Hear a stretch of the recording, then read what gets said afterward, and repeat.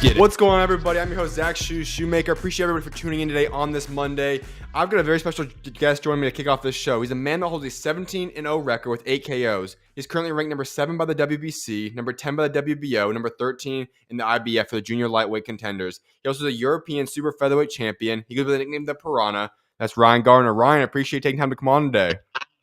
No, appreciate you having me on, mate. Absolutely. Well, first things first, Ryan, I want to get into your upcoming fight. It's been announced now. We know July 26th, Reese Bellotti, and what's going to be a massive domestic fight for you guys. All these belts are going to be on the line, 4 in total. Walk us through this mindset and just how excited you are now that you are about a month and a half out from this fight now.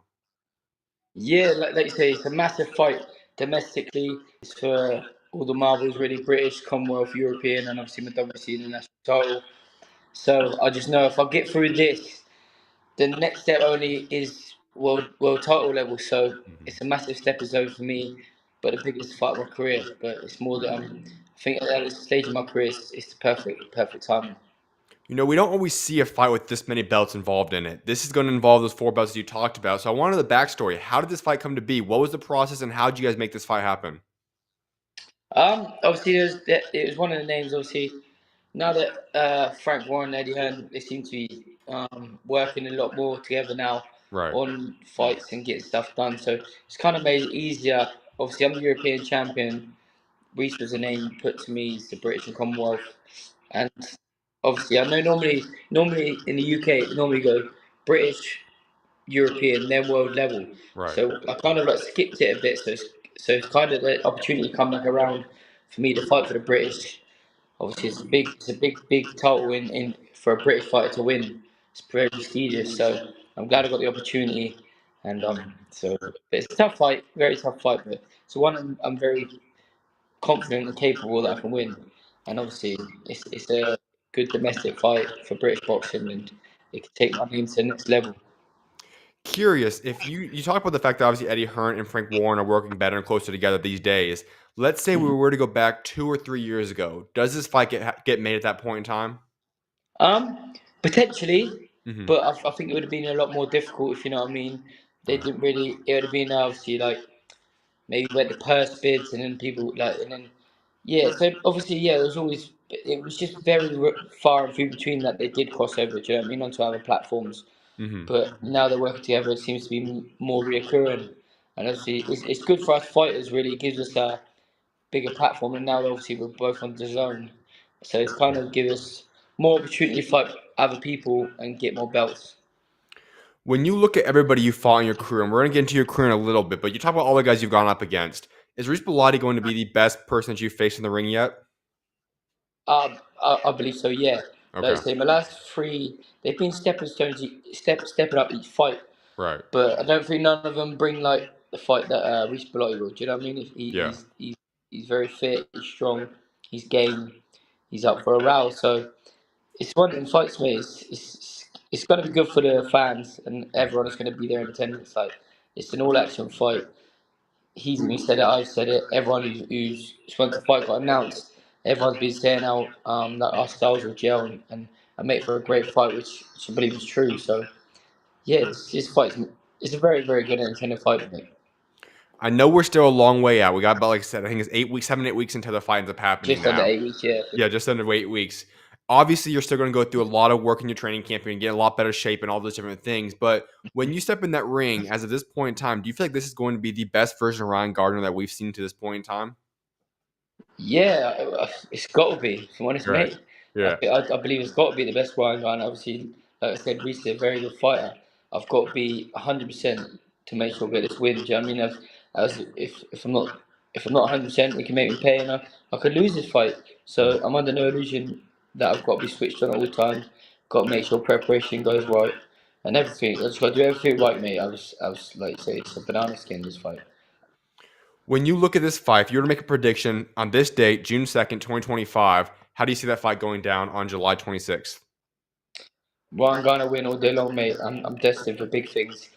I'm destined to go and fight at St Mary's one day, fill out St Mary's football stadium, and just go into world honours, mate. I just believe it's there for me. I'm capable of it, so I think it's just everything's fallen into place perfect how it should be. Slowly with each fight getting tougher, my my reputation, if you know what I mean, as selling ticket seller, Right. selling out arenas, is slowly growing, and it's all falling into the perfect place, and it's meant to be, mate. Well, Ryan, I really want to get into your story though, because you've gotten to this place now, and you have had quite the journey to get to this point, and quite the story. So I want people to get to know Yeah. your journey to this point, and get to know you better, who you are, and how you got to this point. So I want to go all the way back though. Was boxing always the sport that Ryan Garner wanted to pursue? Was there other sports? What made you fall in love with boxing? If I'm honest, mate, I was a footballer when I was younger. I Hmm. used to play football. I got to older brothers. I was playing football and that. I played at a good level, like reasonable level. Um, but then, like I said, I got two older brothers. I was always fighting. I was always having fights at school, fights out on the street. So I was always fighting, and my brothers used to go to the boxing gym. They didn't obviously take it seriously as much, but then as soon as I turned 10, I went out to the boxing gym and just got in the ring sparring, loved it, loved beating people up, loved having a fight, and I never looked back really, mate. And obviously had a good amateur career, kept sticking at it, won the European title as an amateur, three national titles, and I just obviously knew I had something about me. Do you know what I mean? I was fighting. Obviously, you don't win everything I did without having something about you, and then turned pro, and then I haven't looked back since, really, mate. And I think, if I'm honest, it's the only career that I can make the money that I can make. Do you know what I mean? I could go on a building site and earn the money I can make. Do you know what I mean? Right. I ain't that skilled as I am in the ring, so it's just meant to be for me to fight, mate. If I'm honest. Was there a point in your career, and if so, when was it? You all of a sudden it all came together, and you realized, you know what, this is a sport that I can pursue, that I can make an earning off, I can make a living off of this, I can be very successful in the sport. If so, when was that point for you? Um, don't know. Like when I was an amateur, obviously I started winning everything, and I won a European title as an amateur. That Right. was kind of the turning point there. But then obviously when I turned pro, I was only 17, 18, and I'm sparring all these. At the time, they're all men. They're world level fighters. They're fighting at high level, and I was Mhm. mixing it with them. Do you know what I mean? I was a young, so that's when I knew I had a bit about me. Do you know what I mean? And over the years, I slowly got better and better, and I just knew, I was going to make something of it. When you made that transition from the amateur ranks to the pro ranks, was that an easy transition? Like, do you feel like, I know obviously the styles are much different between the two different versions, but do you feel like that suited you better going to the pro ranks, or how was that transition for yourself? Yeah, like if I'm honest, if I didn't turn pro when I did, I started training to turn pro at 17 because Okay. obviously in England, 18 you turn pro. But I started falling out of love with amateur boxing like as a whole. Obviously, you're a young kid at 17 there, you start going down the wrong path, making the wrong decisions, like going out with your friends more. But then so I started training to turn pro at 18, and then I just got me back in love with boxing again. Do you know what I mean? And it Mm. was something I needed to relight that fire in my belly to boxing. And like, since then, I ain't looked back really. I've had a few blips and ups and down moments, but we're still here and we're undefeated and we're on the verge of winning this, mate. And then I'm close to a world title. Do you know what I mean, I'm ranked, like you said, ranked 7th for the WBC. If I Mhm. win this, it potentially find me out the rankings again, and then there's loads of doors to open. You know, when we talk about another component for you, representing Southampton, I know means a lot to you. I know something that you take a lot of pride in. When you Mhm. talk about now the fact that you've gone to this place you're at today, 17 now, have a chance to make the world title jump in the near future, these type of things, what does it mean to you when you look back to your roots of Southampton and know that you get to represent that area? Yeah, it's massive. Like at the moment, Southampton as a city, everyone's behind me. It's like Hmm. they've got the football club as well, which is a massive part of Southampton. The Southampton Football Club are right behind me. Got the city right behind me. Like I said, I'm selling out arenas now as well. Hmm. And the whole city's been right behind me. Like I'm very lucky, really, to have the sport I do. Like there's so many great fighters out there that are really good fighters, but they don't have the backing of fans like from their city or their area, and they don't Right. kind of get that next level. They don't get that breakout, which thankfully I'm lucky I've got the backing from my city, and it's given me the opportunity to headline and bring big time boxing back to Southampton. And obviously, like I say, I want to bring big fights to Southampton and big world titles. I want to be the best fighter to ever come out of Southampton, and I believe I'm on the verge of that. Do you know what I mean? If I win this, I think I can cement myself as the best fighter to ever come to Southampton. That's what spurs me on. That's what G's me up to Mm. be known as the best fighter to ever come out of Southampton. And I believe on July 26th that I will cement myself as that. I want to go a little bit deeper in that statement. And you talked about the aspect of, how important it is for a fighter to have an area, a city, a country, even in some cases, behind you. Because I think that's something that you can always fall back on. You have that as somebody that kind of, they'll go and buy tickets, to go to these different things for yourself. Yeah. How critical is that for a fighter to have a community, a fan base to rally behind you?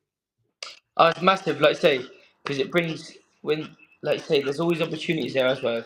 You see a lot of like lot of good fighters, yeah, that they've lost quite a few times. Right. Normally they would get see like I'm on about people who sell a lot of tickets who got arenas and they got the backing. If they lose a fight but they got to sell a lot of tickets, they get another chance. If you know what I mean. Some Right. fighters, if they lose a couple of times, they kind of get forgotten about and pushed to the back because they're not a ticket seller. They're just a good fighter. Well, they was a good fight, but now they've lost. It doesn't matter. But if you can sell out arenas and sell tickets and put bums on seats, then you've always got an opportunity there. Right. I know in America, I think it's a lot more than it is over there in the UK area, but obviously America likes to use social media as a way to promote themselves and kind of get themselves, attention that way by doing different controversial things. It feels like it's a lot more organic when you talk about UK. The fan base is truly just built up. They love you who you are, love your fighting style. When you Yeah. talk about that aspect, how would you say you develop that? Because obviously from the outside looking in, we know you have a fan base in those aspects, but do you feel like that just naturally happens out there, or what kind of grows in fan base? And when did you kind of realize you had that fan base? Um, Only the last couple of years, really, my fan base has grew. Like, obviously, taking these tougher fights with Liam Dennis, especially when Star was exciting, that Right. gets you fans as well. Being an exciting fighter, knowing a lot of people, obviously, it's hitting time. There's not much, bar the football club in Southampton, there's not much going on. Obviously, you got the football team, but Hmm. bar that, there's not much else going on. So the people of Southampton want something to help back someone, Right. one of their own, if you know what I mean. They don't rely on the football club. They want to back someone else as well. Do you know what I mean? Back one Hmm. of their own, and which they're doing. So yeah, lucky really. All right, so I want to go into those first couple of years of your career because you turn pro, you're 18 years old, you're going on. There's a lot of ups and downs those first couple of years. And obviously, we look back at that now, and you've more than made it out successfully. You've not both outside the ring and inside the ring, your life turned around. When you talk about those first couple of years, how much did those tough years, those trials and tribulations that you went through, helped you become the fighter and the person that you are today?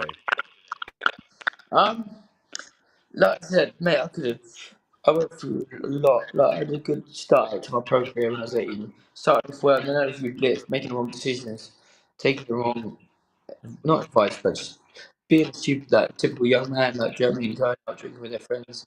I went Mhm. the wrong path, but luckily my missus now. We've got two lovely, beautiful girls, kids too. Um, it was thanks to her, mate, really turned me around. Do you know what I mean? Like she like helped me, inspired me, she motivated me to keep going. If you know what I mean? She knew I Right. could make something of myself. She stuck with me. And thankfully, I did make. Because I say I was borderline debating whether I wanted to box anymore about Mhm. 4 or 5 years ago. So if it weren't for her, mate, I wouldn't be boxing now. I wouldn't be talking to you now. But luckily, she did. And it's paid off dividends, mate. And then now potentially I could be on to massive, massive things and hopefully being able to supply for my family financially massively. How critical is it for, I think in any area of life, but let's say obviously for you, your box, you understand that way of life. How critical is it to have a supporting cast? We just talked about the fan base, but that true intimate inner circle for yourself. For you, obviously talking about your wife. How big has that been for you to have that in your circle and to have that as a fighter to be able to grow through life with her? Well, like I say, she motivates me, mate. Well, obviously my kids as well. If Right. it wasn't for her, I wouldn't be fighting now. So her as a whole, mate, and obviously my kids.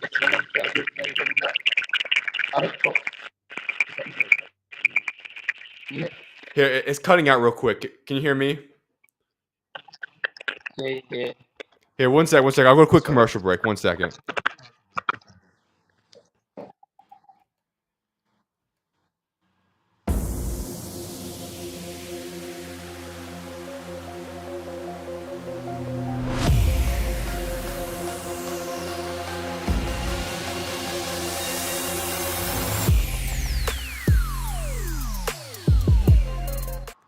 All right, we'll get right back to it, folks. So we'll kind of re-ask that question then, Ryan. So obviously we just talked about the fact of how important your wife was for you. Can you take us through the importance of that as a fighter to have somebody in your corner like that? How important and critical is that to have somebody in your corner in that way?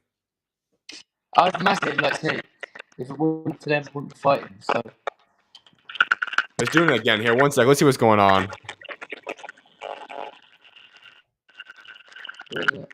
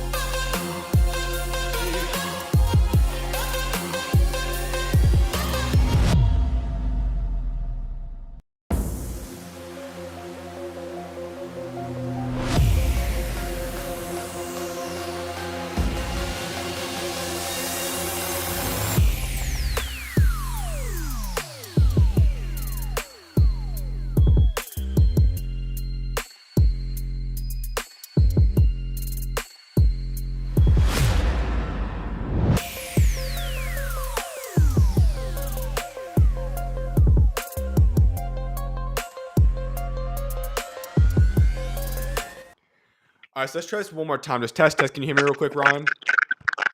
You're still doing it? We'll be right back, folks.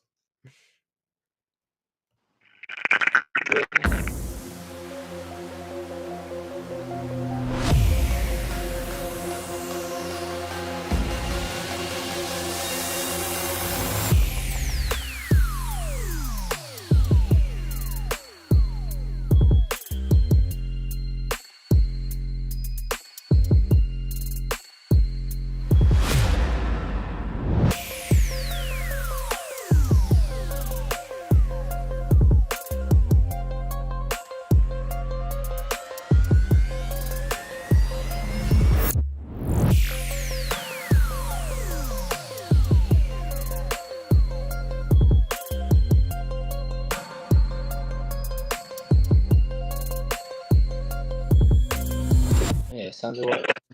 Test. Mine. Yeah, still doing it. What is going on? We'll be right back, folks.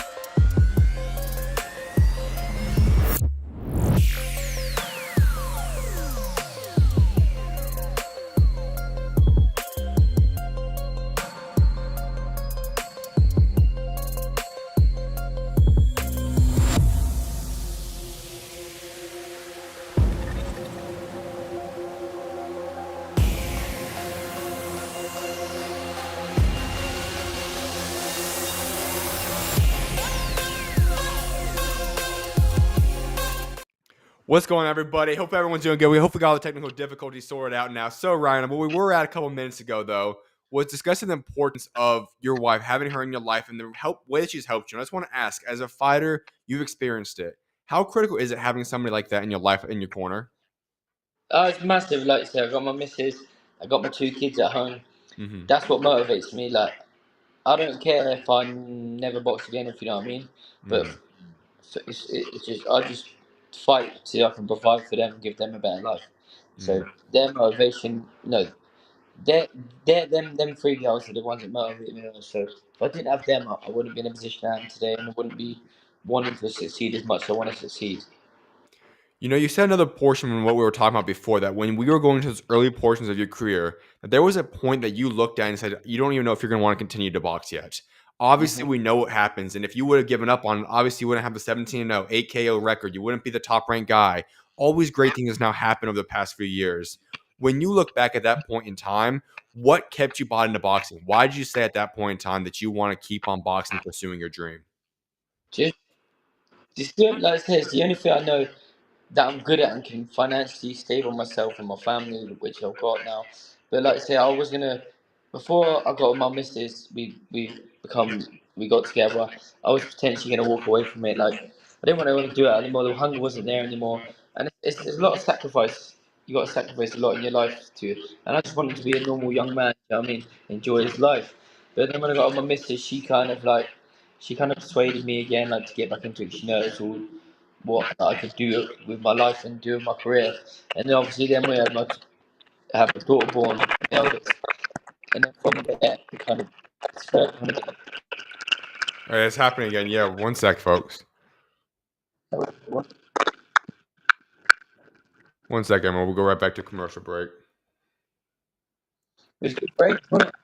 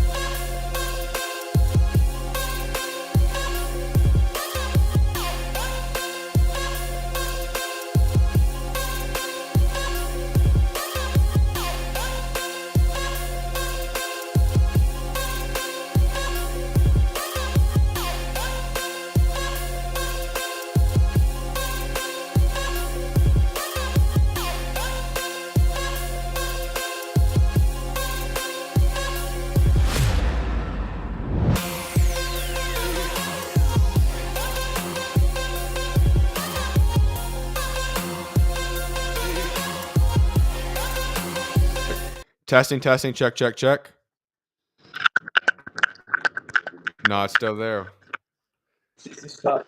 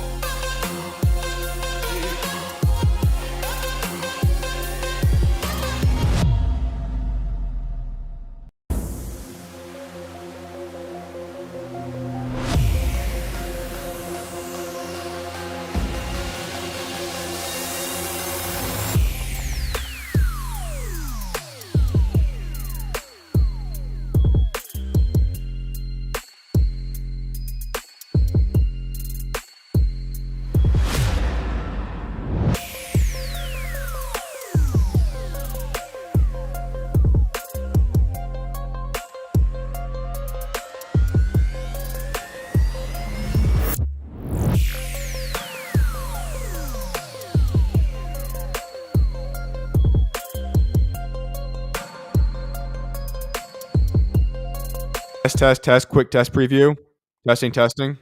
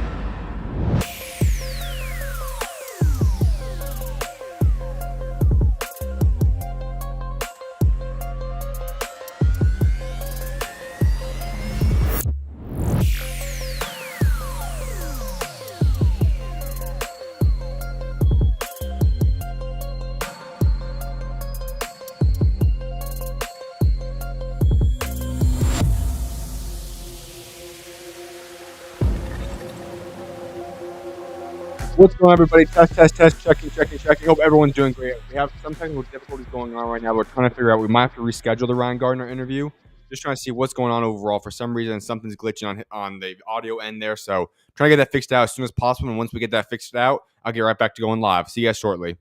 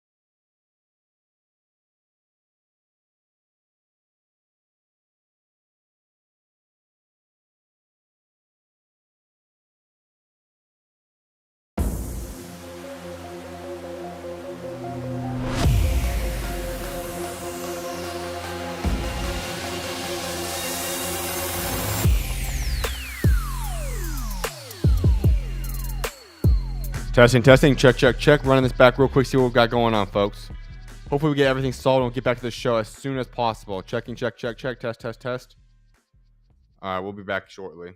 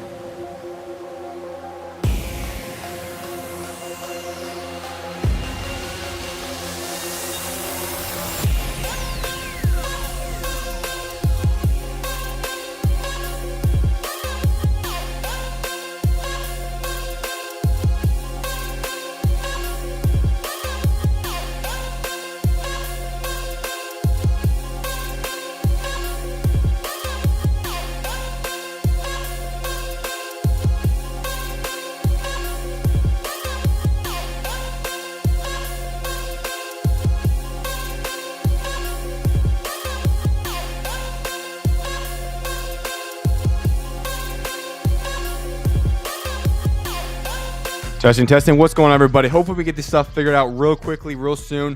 Not sure what's all going on right now. We have had a lot of issues on today's show, but we're hopefully going to get everything settled and figured out as quickly as possible. Apologies for all the issues once again, though, but I'll be back very, very soon. See you guys shortly.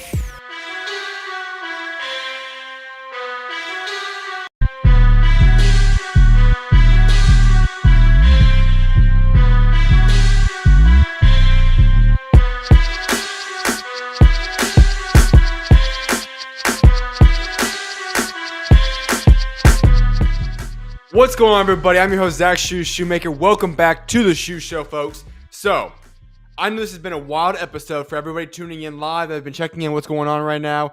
Obviously, it has not exactly gone according to plan, to say the least. That being said, does not mean the show is going to be over with. So, I want to give you guys a quick update on what we got planned for the remainder of the show, all right? So, first and foremost, the interview with Ryan Garner, that was obviously part one. Let's call it that. That part one interview will be saved and then later released when I get the second part done with him at another time. For those of you that want to go check in the first half of the interview, it was great. It was an amazing interview. So go check out the first portion. But I'm going to go have him back on the show. We're going to reschedule something for most likely next week. There were some odd technical difficulties. We couldn't quite figure it out on time. But hopefully on my end, at least, the technical difficulties are now situated and settled. Therefore, I'm going to proceed with the remainder of the show. As for the Ryan Garner interview, as I alluded to, he will be back on the show hopefully next week. We're having a couple different dates and times we're lining up for right now, but we'll get him back on the show to either redo the interview or just get part two of the interview then completed. And at that point in time, I'll then combine everything and release it next week. Unfortunate situation, but hey, there's nothing else we can really do about that. Try my best for technical issues. But what we can do is proceed with the show, because it does not mean that the show won't still be spectacular grand finale, let's say, because there is a lot to get into today. And so we're going to get into all the big fights that happened this past weekend, as well as some boxing news to wrap up the show. So I appreciate you guys all for tuning in. But before I go any further, I just want to say appreciate y'all for hanging in there with me throughout the technical issues. I hope you guys had an incredible weekend, are having a great Monday, and I can hopefully produce a better and better Monday and have some entertainment for you guys over the next 30 to 45 minutes. So let's hop right into it, folks. First and foremost, we're going to break down the fight cards from what happened this past weekend. Let's kick it off with none other than the main event, the grand finale this weekend, Caleb Plant, Armando Resendiz. Okay, let me just state this very out of the gate. Armando Resendiz, hats off to you. You know, when we talk about boxing, there is the opportunity to let the world learn your name on a stage quite frequently. And when you go in there, at the end of the day, for boxing, it comes down to mano a mano, one man versus another man. And Armando Resendiz was the massive underdog heading into this fight. Caleb Plant was the clear-cut favorite in this fight. And not only was he the clear-cut favorite to win the fight, he already had his next fight lined up. But the beautiful thing about boxing is that one man can alter the entire plan and trajectory of a sport in those plans. And Armando Resendiz showed up that night, and he took care of business. He took those plans that Caleb Plant and Jamal Charlo had and tossed them right up on out of there. He said, no, you guys might not know my name. I'm going to be making my debut at 168 this weekend. And on top of that, I'm only 26 years old. Nobody in the world thinks that I'm going to win this fight, myself included. And yet, I'm going to shock the world. Armando Resendiz, welcome to the worldwide recognition list. You are now well known around the world right now, and you have made a statement in boxing. And let me go even a step further. We are only now 5 months in the books, but at this point in time, you are the best upset of the year. You have the upset of the year in your hands right now.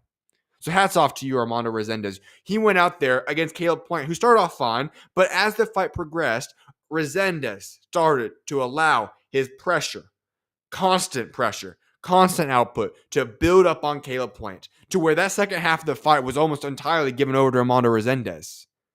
And he earned himself the upset of the year in that fight.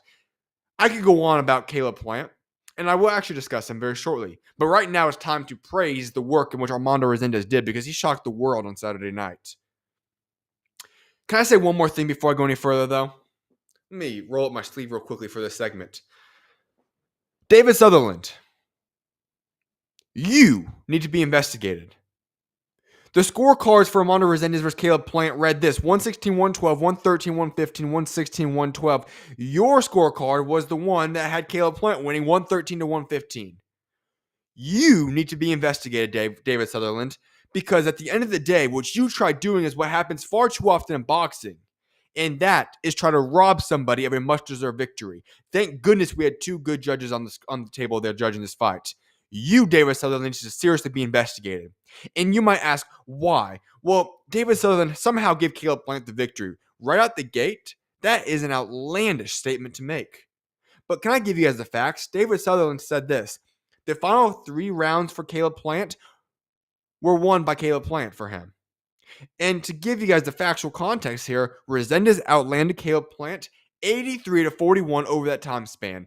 And yet David Sutherland thought Caleb Plant deserved those rounds. Not just one of them, all three of them. That is an outlandish statement to make. And you are the problem with boxing. We got to get rid of guys like David Sutherland. In fact, let me go even a step further. I don't ever want to call for a man's job to be taken away, but this man needs to be investigated. This man needs to be checked, maybe drug tested, or maybe, let's even go a step further, maybe it's time to terminate him and put him on suspension. Because guess what? A lot of other times, if a fighter screws around and messes something up, or other guys make mistakes in the world of sports, there is punishment. David Sutherland, on the other hand, he just gets to walk right on back into his little world and gets to go live life. While you attempted to screw over a guy of having a career, life-changing, defining win, he should be ashamed of himself. Absolutely ridiculous that he thought that was even remotely a possible fight for Caleb Plant to win that fight. So yes, David Sutherland, I have a problem with that.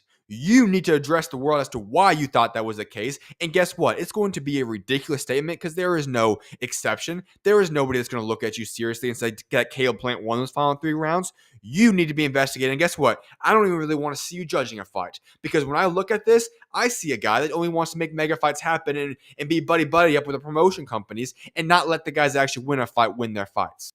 So you are a disgrace to boxing, and we want no part of you, David Sutherland. Let's get back into the actual fight there, because thankfully we had 2 judges that gave the fight a lot more of a better scoring there, 116-112. For Resendiz, congratulations, as I said.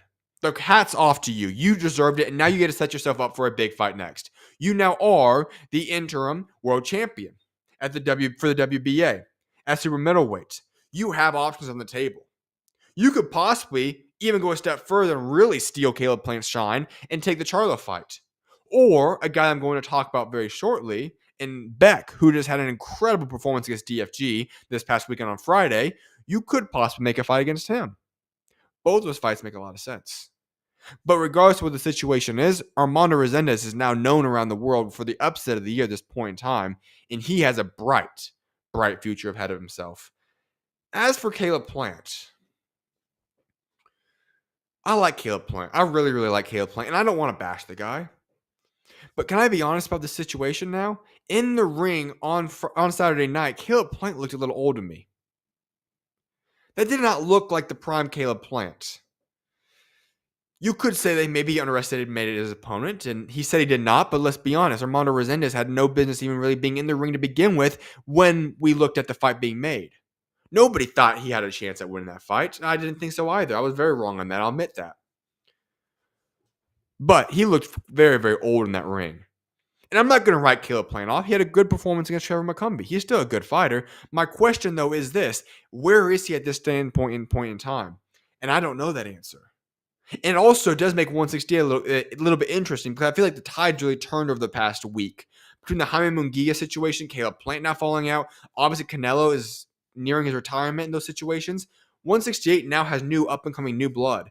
From Bek, DFG, obviously I think he's going to be back as well. Obviously Armando Resendiz and so on and so forth. But you just have to wonder for Caleb Plant, where do you go from here? You know, in my honest opinion, the Charlo fight is probably not off the books entirely. Does it make a lot of sense? And is he ready for that fight? I don't think so. But Charlo is not in a position where he's going to fight for world title, nor is he the interim world champion or anything along those lines. So there's not necessarily a reason that they can't make Charlo's fight happen. That could still be on the table. You could also make a fight against Demetrius Andrade. That could also be a fight on the table. Or you do the rematch.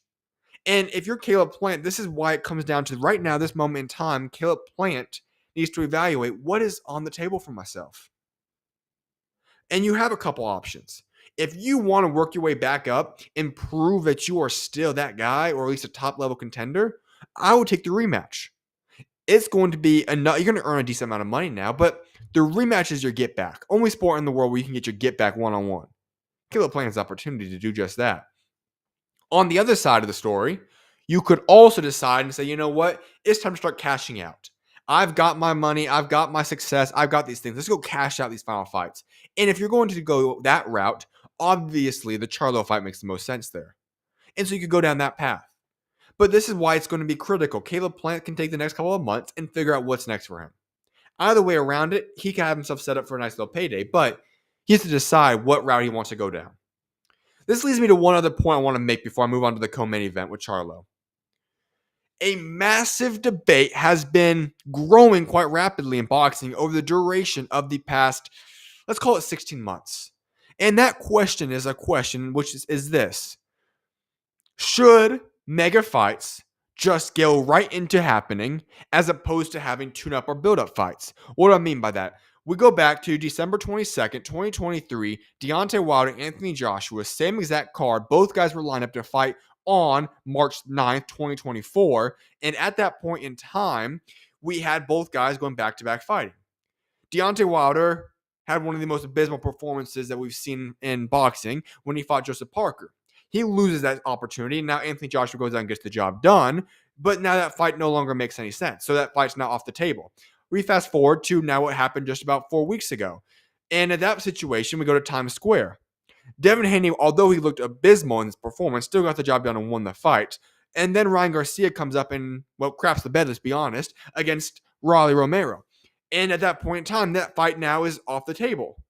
Let's fast forward now to what happened Saturday night. Jamal Charlo and Caleb Plant were supposed to fight each other in a mega fight. Charlo goes up first. He takes care of business against Thomas LaManna. And then Caleb Plant comes out.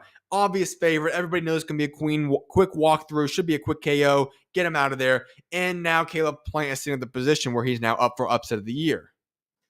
Interesting situation to be placed in.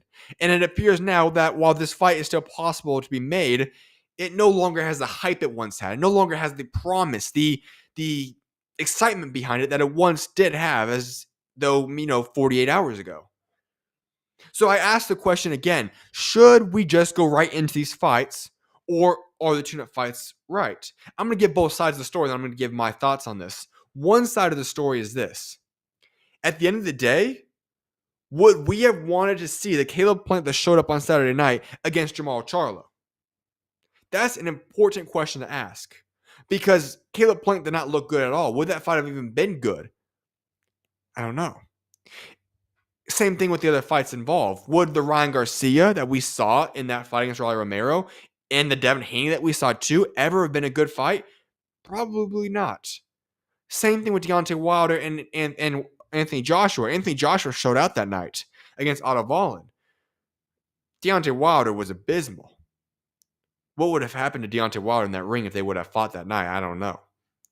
So, on one side of the story, I think the tune-up fights could be critical and it eliminates the potential for a bad, massive fight.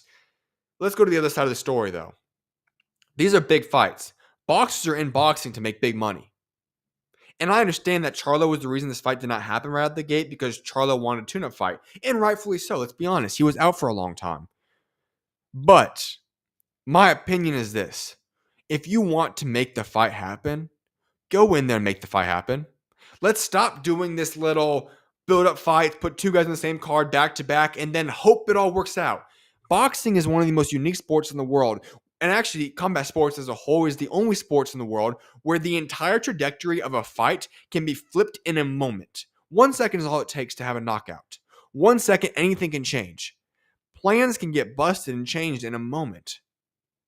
Only in combat sports can that occur. So you're playing with fire. You got quite the risk you got going on right at the moment if you're going to try to put yourself in a situation that says, you know what? Let's hope both these guys make it out. This is boxing. Anything can happen, and we just saw it happen on Saturday night once again. So if you really want these big grudge matches to be happening and boxing fights to get made, go right into them and make it happen. However, if you want the best fights to be made, then guess what? Doing the way we've been having it happen is fine. Because there's a difference between biggest and best fights. If you want the biggest fights to happen, go right into them and make them happen. That's the way to make them biggest. If you want to make them the best fight possible, then doing the tune-up route is probably okay for you. And I say this because, like I said, it eliminates what would have been likely horrible performances from guys. You could say that maybe they would have risen to the occasion if it was a bigger fight, but let's be honest, guys just did not look good in those fights. So if I were to make this statement, I'd say this. If you want the best fights to be made, keep doing this route, if necessary. If you need a tune-up fight for a situation like Charlo, where he's just out of the equation for a long time, let's go and just wait a little bit and make that tune-up fight happen. But if you want to make money and you want the biggest fights possible, then guess what? Book those fights right out the gate and stop waiting around. That's the end of the story.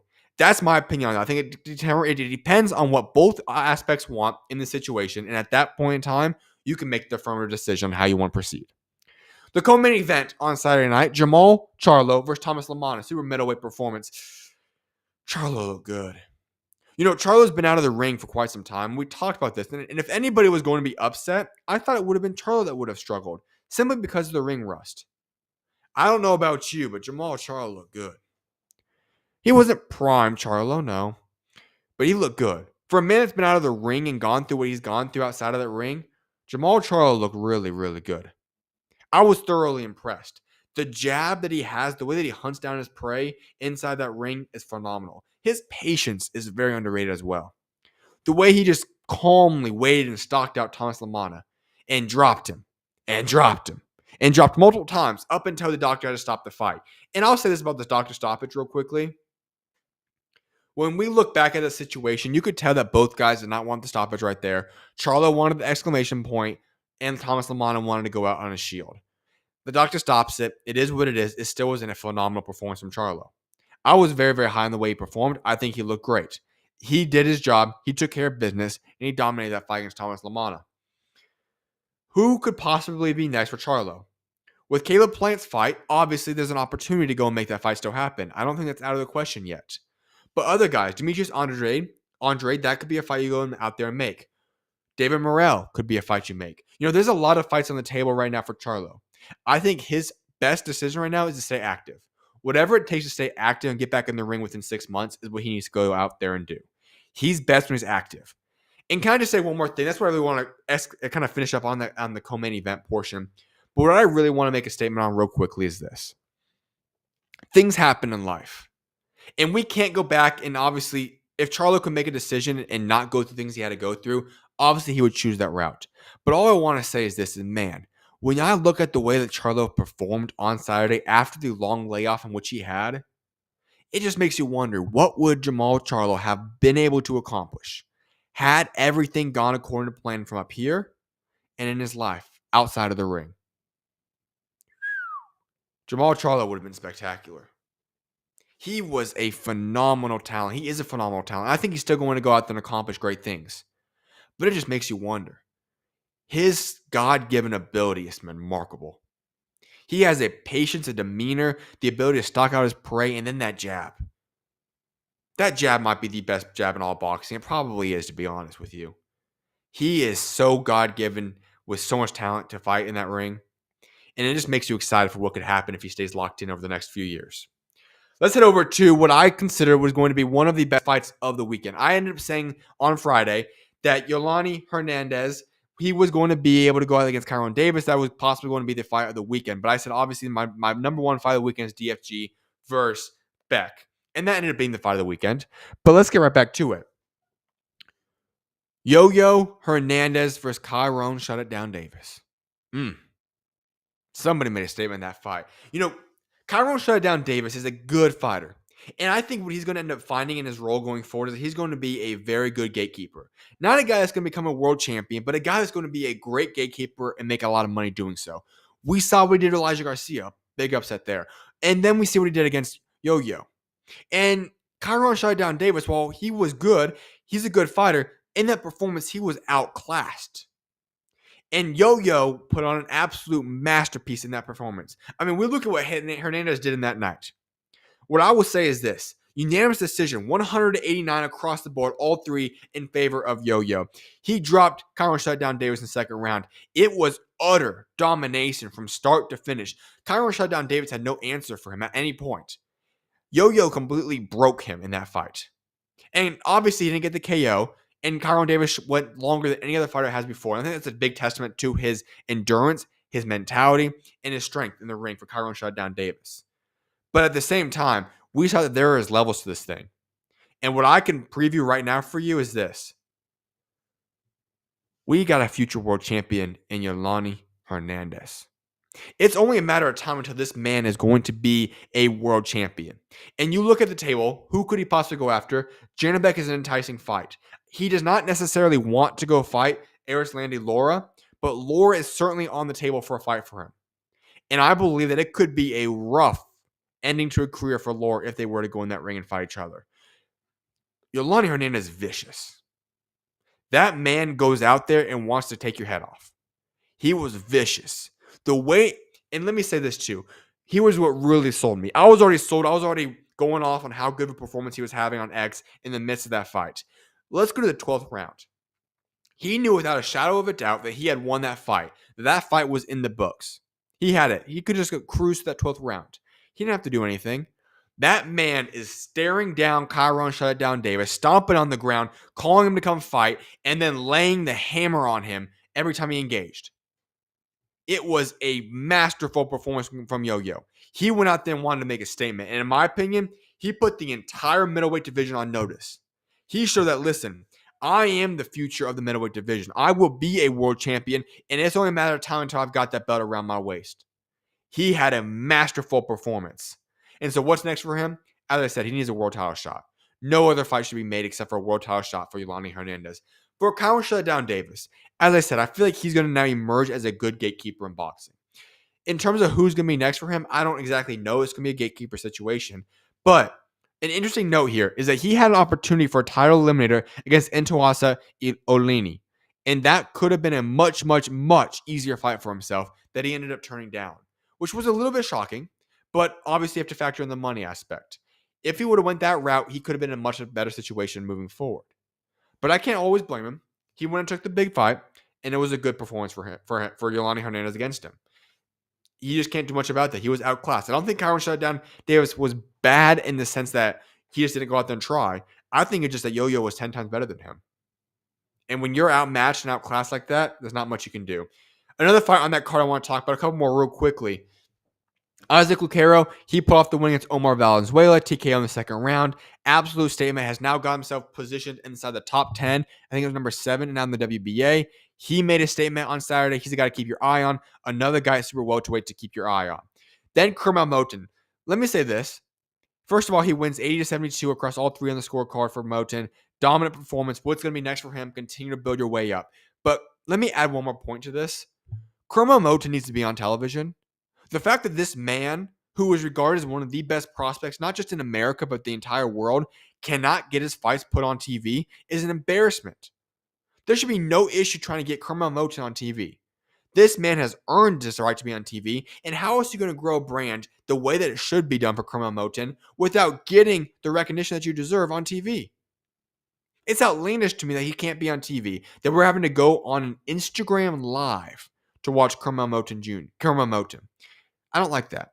And if we're moving forward, Floyd Mayweather needs to make sure that his guy is put on TV. End of discussion. Carl Martin versus Francisco Pedroza, super bantamweight division. Martin won 79-72, 78-73 on 2 of the scorecards. He had a great performance. Absolutely great performance in my opinion.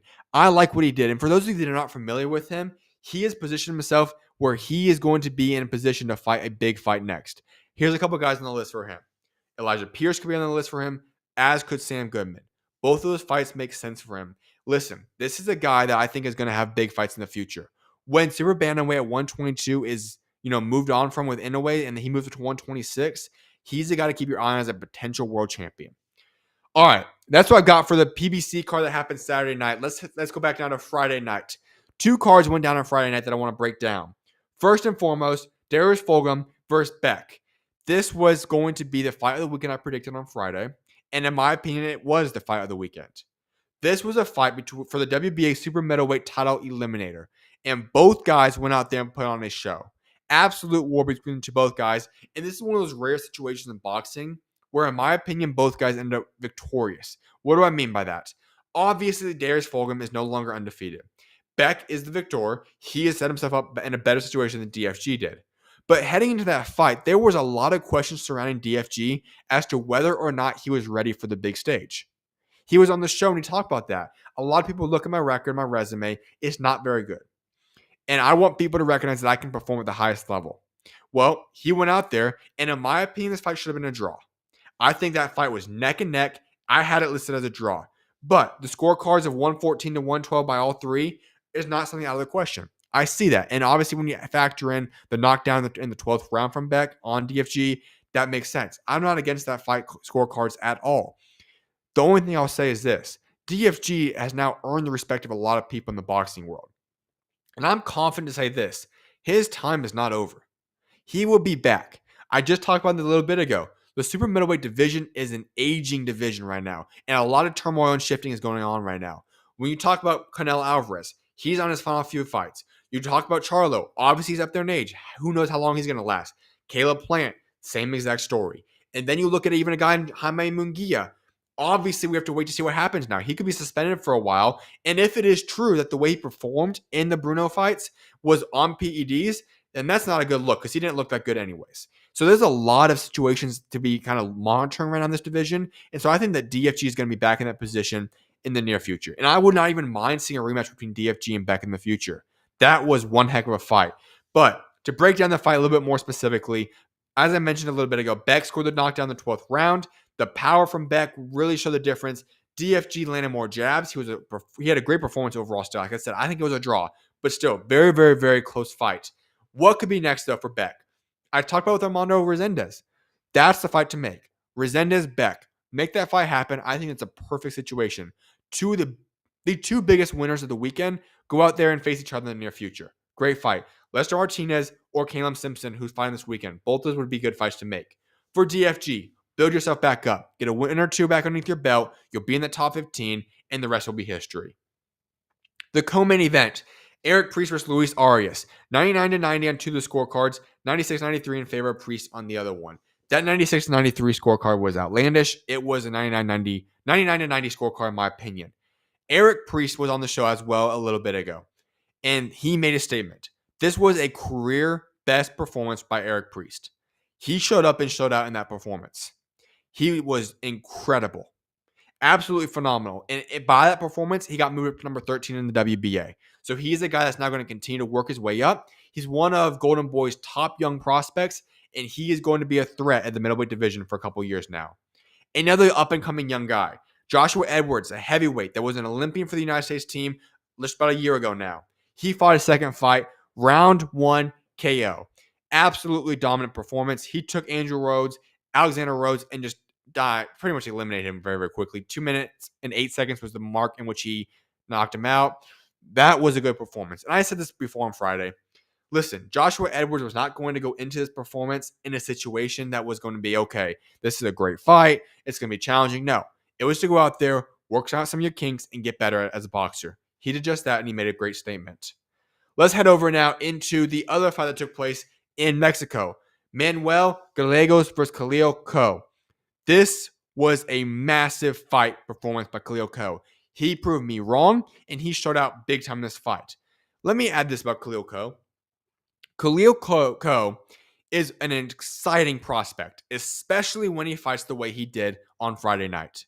The way that Khalil Coe performed in that fight was phenomenal. That version of Khalil Coe is a guy that I look at and say, okay, he could be a pro with the light heavyweight division in the future. Because he went out there in complete domination, resulting in the KO in the 6th round. Remember, he was the one that got KO'd in the first match. And that was a massive shockwave that got sent out. But Coe went out there on this fight, utilized his jab, utilized his power shots, got the KO. His footwork, his defense, everything was on par in that fight, and he did a great job.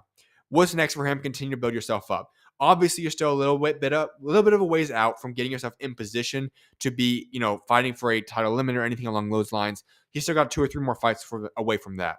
Keep building yourself up and get in a good position. Manuel Gallegos, not over yet for him either. Rebuild yourself up, though. Just a quick rundown of the other fights that happened on that card. Gabriel Golez Valenzuela beat Manuel Medina. He won by 98-94, 96-94, 96-94 in favor of Valenzuela. This was a fight that he's coming off of a very quick turnaround. Probably should have waited a little bit longer. I do not know why he went to the ring that quickly. He did just that, though, and he ended up getting the win, but it's scraping by. As for MJ versus Luis Costello, MJ had a good performance. KO in round 8, but let me make this very, very clear for those listening.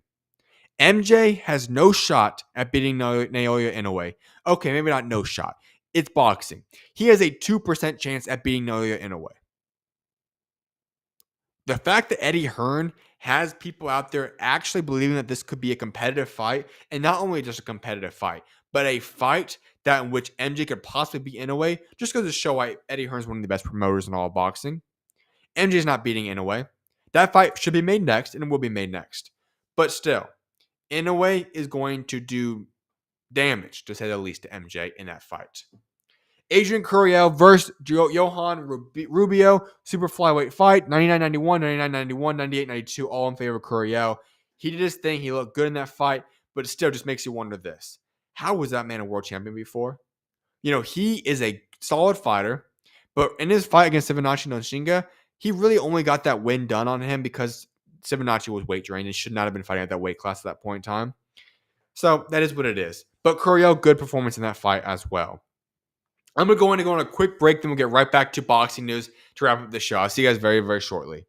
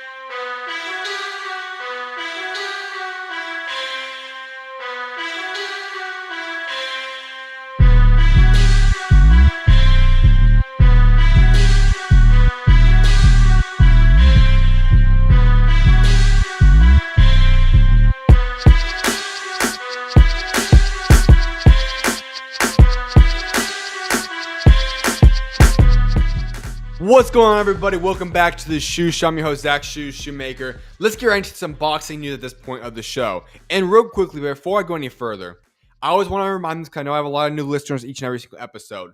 If you have any questions, comments, concerns, or whatever the case may be about the show, topics you want to talk about, please leave them in the comment section and I'll get right back to you. The plan typically is going to be to go out and after each segment that I've currently set up, I'll go and look at the comment section, address those comments, and kind of go back and forth as you guys so please. So that's going to be the fill-in opportunity up until I get phone calls in. And at that point in time, then we'll get into that. So if you guys have any comments, anything you guys want me to talk about, please leave that in the comment section. And I will make sure to address that after each planned segment. Let's hop into some boxing news now. This is from Canelo Alvarez. Turki Al-Sheikh is the only one I'm definitely going to retire with. My body is fine. I can keep fighting for 7 more years. 37 is the age that I want to retire, not for boxing, to retire me. I don't need to go do it for the money or legacy. I said I was going to retire at 37, and I'm sure I will. This is not shocking information. Canelo Alvarez had his 4-fight deal planned with Riyadh Season and Turki Al-Sheikh.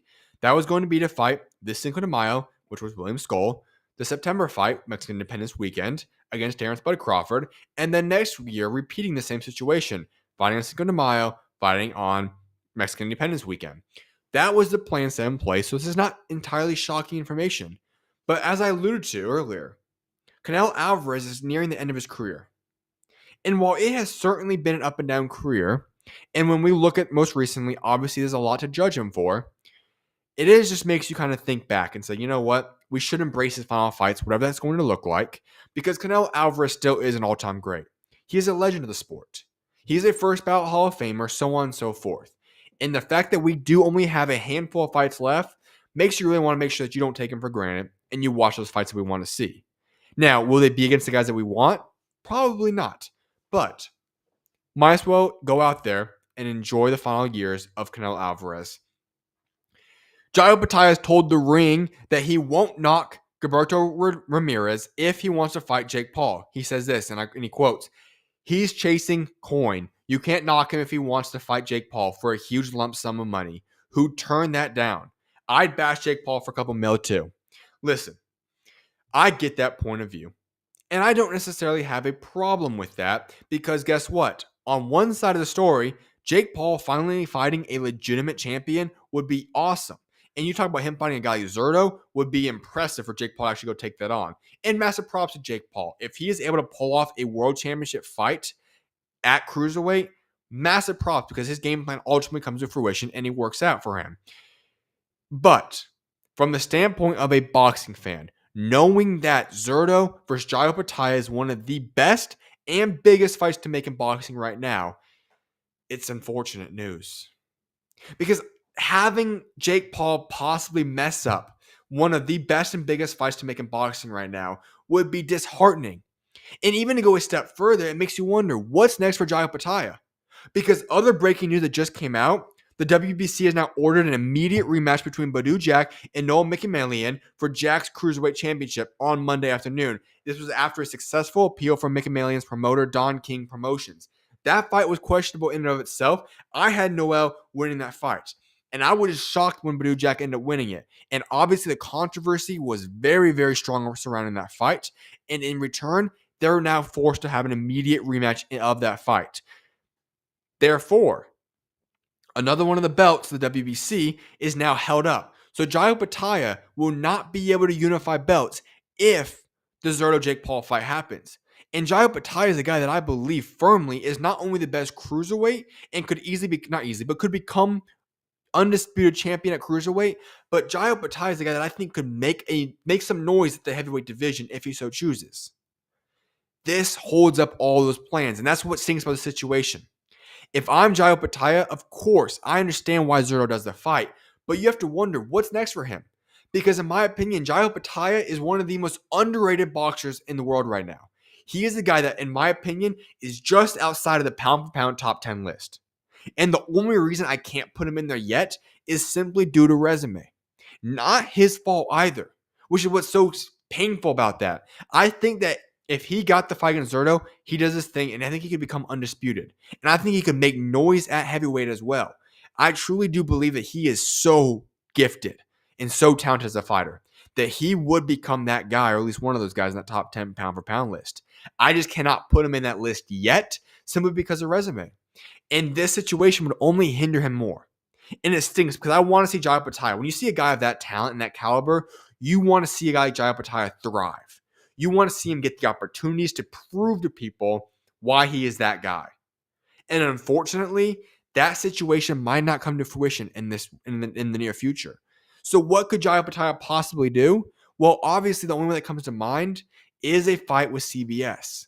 That was the unification that people were hyping up before CBS took the Zurdo fight, but that could make sense. I think Jairo Pitaya does easy work on CBS, but it still might be the best and biggest fight for Jairo Pitaya to make if Zurdo takes the Jake Paul fight. And unfortunately, with Zurdo being the co-main event for the Jake Paul fight, I see it happening. It just stinks. Because on one side, I'll say it one more time. I understand it. The financial benefit is far greater with Jake Paul than it is for Jairo Pitaya. The Jake Paul bag is huge. You're going to get some legit money in that fight.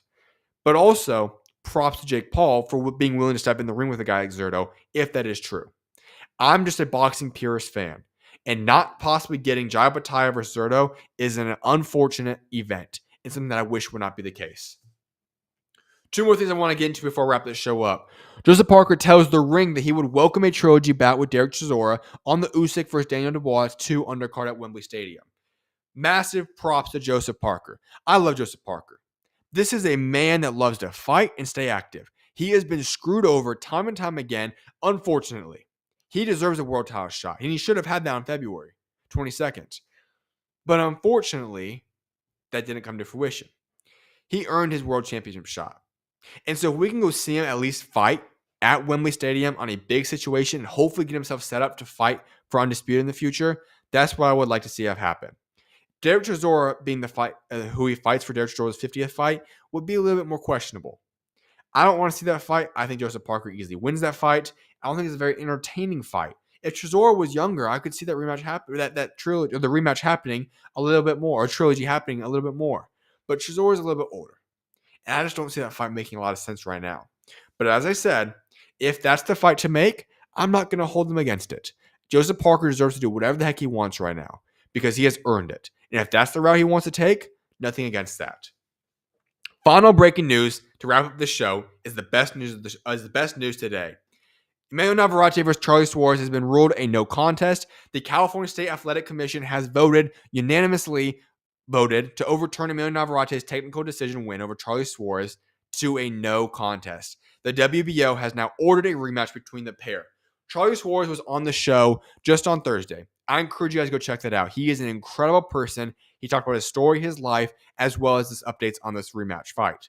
He mentioned something key. He said that he believes this fight would be turned to a no contest, and that's probably the best situation. But he added one other component that was interesting. He said that most likely what Bob Arum has told him is that the rematch can occur in the Philippines. And that would be huge. Charlie Suarez was still robbed of a career-defining win for himself. He should be the world champion right now. And the rematch should be happening in the Philippines regardless. Now, at this point in time, he doesn't have that belt. He does not have the win, and he has to go do the rematch with Emmanuel Navarrete. But at least this time around, Charlie Suarez will have the O attached to his name. Much deserved. The best situation that Top Rank can do for these guys is to put Emmanuel Navarrete, Charlie Suarez rematch in the Philippines. Put it in Charlie Suarez's home. He's earned that opportunity, and that he deserves to have that fight at home. At that point in time, he also should be able to make more money because this rematch will become much, much larger now because controversy makes big fights. And that's what I hope happens for Charlie Suarez. Regardless of the situation, he still was screwed over of not becoming world champion. I wish that the commission would have said, you know what? Let's overturn this entire thing so that Charlie Suarez is now the world champion. It didn't happen that way, unfortunately. But that was unlikely to begin with. The best situation to occur was for him to have this fight ruled a no contest, a rematch ordered, and now for this rematch to take place in the Philippines. And I hope that Charlie Suarez gets that because he's deserved it. And that's the best you could possibly do of a horrible situation that Charlie Suarez was placed in. With that being said, I appreciate each and every single one of you guys for tuning in to today's show. I apologize for all the technical difficulties earlier. I will get some of these clips posted out. And as I said, the Ryan Garner interview will be redone at a later date. I'll let you guys know when that happens. But if you guys want to check out the first portion of the show, I'm going to keep it up. You guys can go check it out. Obviously, a lot of technical issues, though. So I appreciate you guys for tuning in to today's show and sticking with me today. Hopefully, those don't happen too often. But unfortunately, I can't do too many things about that when those do occur. So I hope you guys have a great rest of you guys this Monday. May God bless you guys all. I will see you guys tomorrow. SchuZ is out. I will see you guys tomorrow. God bless you guys.